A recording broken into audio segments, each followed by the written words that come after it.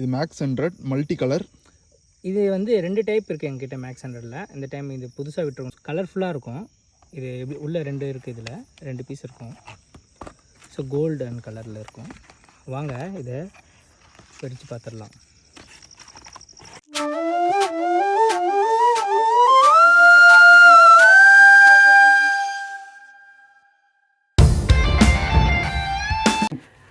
எல்லா தீபாவளிக்கும் பட்டாசு சுலபமாக வாங்கணும்னாக்க வே டு சிவகாசி கிராக்கர்ஸ்க்கு வாங்க.